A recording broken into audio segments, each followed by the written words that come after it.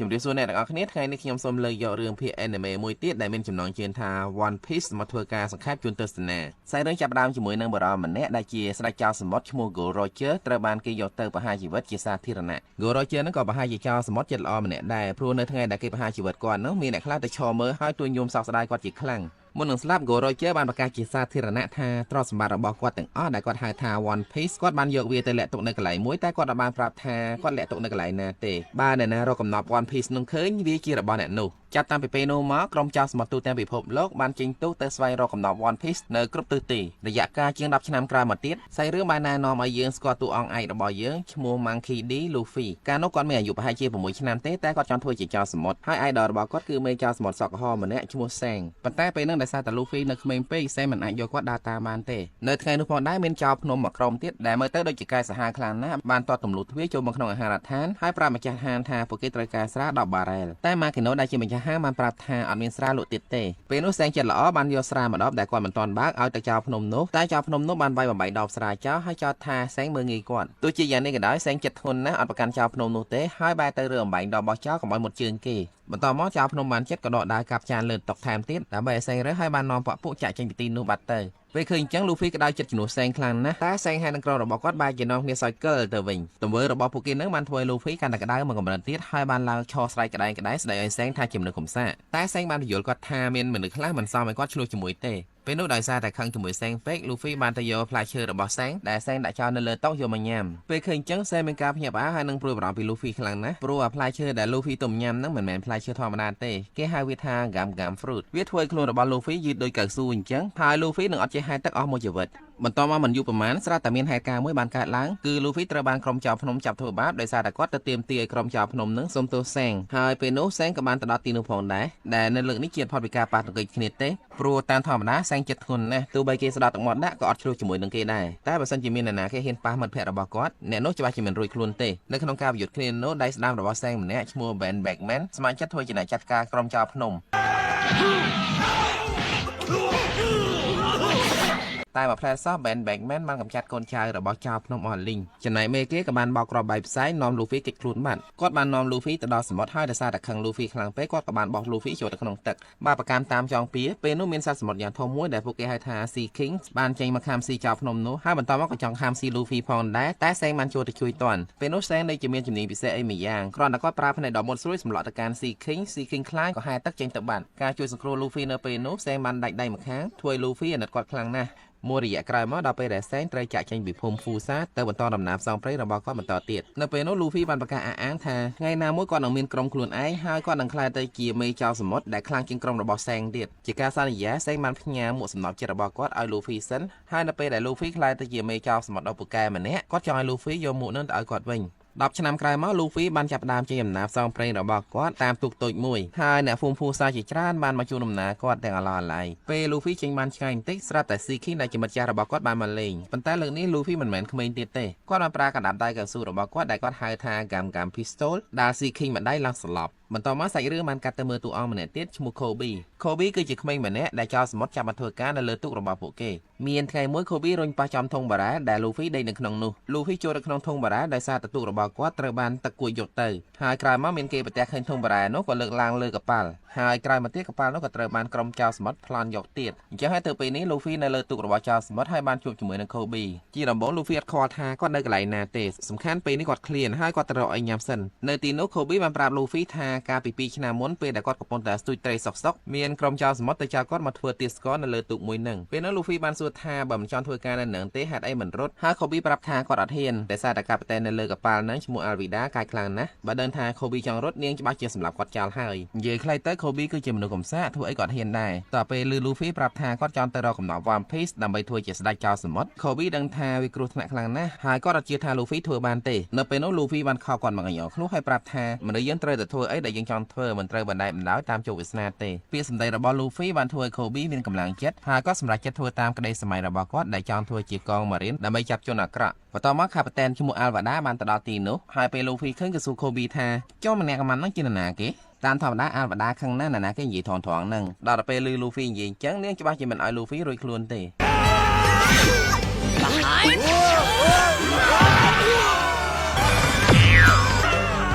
Gotcha.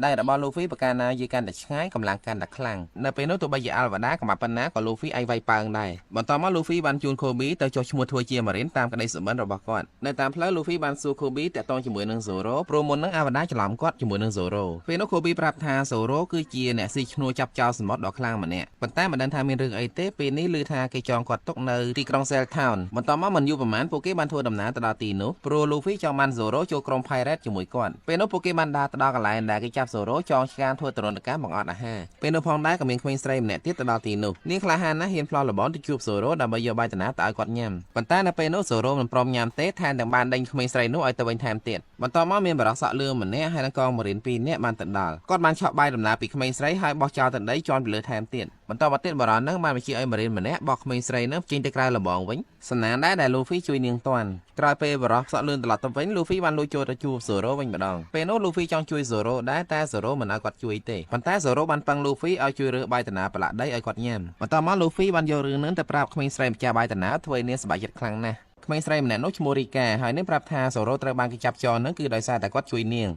การพิประมาณไงม้วนเป็นกายจะจอมากบ้าโจมาหางมาระบอนเนี้ยฮาริกาเคยจังก็เตียงบอกจองไว้วิใต้วิบายจะจองคำริกาเป็นสนานน่าแต่เป็นโนโซโรบันไว้กายโนช่วยเนียงตอนแต่ปัจจัยจะจอนั่นคือจะสั่นเข้มระบอบรอสอดเลื้องชโมหายแม่โปในไทยโนโซโรมันตรมระบายกายเต้ไว้ตั้งมาจากกายเลียเลยนั่งเตียนถ้าโดยสารแต่หายแม่โปคือจะโกนโปรระบอเมกอมาเรนเนอร์ดมอนนั่งก็บานเตอร์ตูปัดปาระบอกก็เอาเกมมาจับจองโซโรบางอนหาระยะเปมาแค่เนอร์เปแต่โปเกกับปนดันนี่ยิ่งขึ้นนั่งสลับแต่หายแม่โปบันโจมออกหลอกหางมาระบอริก้ามาดองเตียดในเป็นโนลูฟี่กับบันโจเติมเมื่อให้ลือแห่แม่โปในเยธาปาระบอกก้อนนังประหารชีวิตโซโร่ฉับนังให้เป็นลูฟี่ลือจังกดดาแห่แม่โปบันได้โดยสัจจาธาไงนี่ก็นังบัวโซโร่โจกรมระบอกก้อนไรมันมันต่อมาแห่แม่โปบันรถตึกประดังปาระบอกก้อนชมูโมเกนเอาจับลูฟี่สำหรับเจ้าโมเกนคือจะเมกอมาเรียนระบอรถาบ้านในขนมดมอนนังแต่กายคลั่งนั่นก็คลายกอดได้ขนมไปจมูกนี้ลูฟี่บันจะจูบโซโร่ดับไม่บัวโซโร่โจกรมจมูกเป็นโนลูฟี่อันมีนตกเปรย์ไอโซโร่สำหรับจัดไอเต็กก็ปรับโซโร่ทาก็นังตะโยดาไอโซโร่วิ่งมันอยู่ประมาณลูฟี่บันตะดอมันตีกองมาเรียนแต่ในตีนุมอร์แกนกับพงแต่บัญชีเกลือรุษณะระบอกกอดล่าง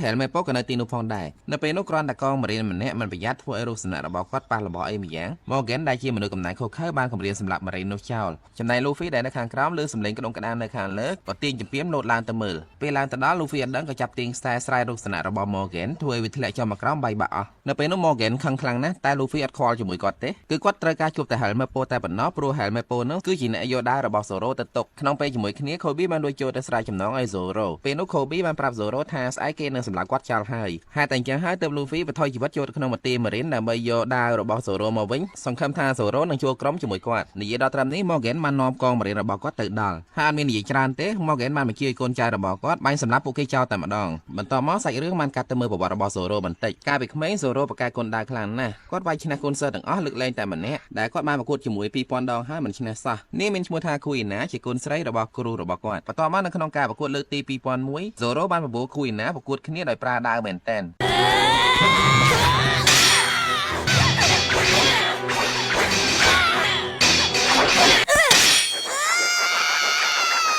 ในขนมกาประกวดเรื่องนกคุยนะในเด็กชนะได้เป็นนกโซโรปัจจิโตจัดคลานนะแต่คุยนะมันช่วยหนีเลือกตั้งจัดกอดช่วยกอดเป็นกำลังจัดลางวิ่งในไงนกโปเกบันซอนหยาช่วยขึ้นทาไงนามวยขนมจันทร์โปเกต่างปีนี้หนึ่งเมียนเนี่ยคลายตะจีนกับปูคนได้แต่คลางเกียงเก้ในเลยโลกปันแต่กลายมามันอยู่ประมาณคุยนะมันช่วยปาตหากรุธนะสลับบัดบองชีวิตเป็นนกโซโรมันได้สมดาระบคุยนะปีลูกครูระบกอดเยอะปลาดำไปคลายตะจีนคนดาวดอกคลายพอดในเลยโลกโดยบันซอนหยาช่วยคุยนะตลอดมาเมื่อไปปัจจุบันวิ่งเนื้อไปได้ก็มาเรียนแก้ไขกำเพลิงบันตะการโซโรลูฟี่บันยกล้วนแต่ช่วยแปลงหาได้ซาตาเรียนการบอลลูฟี่สวัสดีโดยเกิดสู้กรอกกับเพลิงธรรมดามันไอทัวไอกอดบันเตะต่อมาลูฟี่บันประกอบได้แต่งใบระบอโซโรไอโซโรวิ่งหาสู้กัดหาจองโจรวมไว้จมูกเจ้าสมมติในเจริญคอฉบับหรือกระจายก็มาเรียนสำหรับกัดเจ้าหลายหนึ่งเป็นนักโซโรแรงคอไปเรื่องคอฉบับไอตีท้ายแต่ก็นักเมียนชีวิตนักเมียนอากาศคลายเตยกินกับผู้คนได้แต่คลายอย่างเก๋ในเลยโลกบ้านในทาโซโรสกจัดโจรวมกล้อมจมูกนังลูฟี่ในเยปีมอร์แกนวิ่งบรรทอปีกรอกกับเพลิงทัวไอลูฟี่อัดมันก็บ้านมันเจียก็มาเรียนปลาดาสำหรับโจตะวิงมาดองแต่โซโรมันโจคลุ้นตึกตุบเป็นนกโซโรนังลูฟี่บานรวมคณิจัดการกองมาเรียนเอาดอกท้อยหาลูฟี่บานสำหรับโจตะไวโดยจมูกมอร์แกนอย่างคลาฮันขนมกาประโยชน์คณิในเลือดโนมอร์แกนได้คลายกรุบคณิออดเมนเธอไอลูฟี่บานเหมือนเ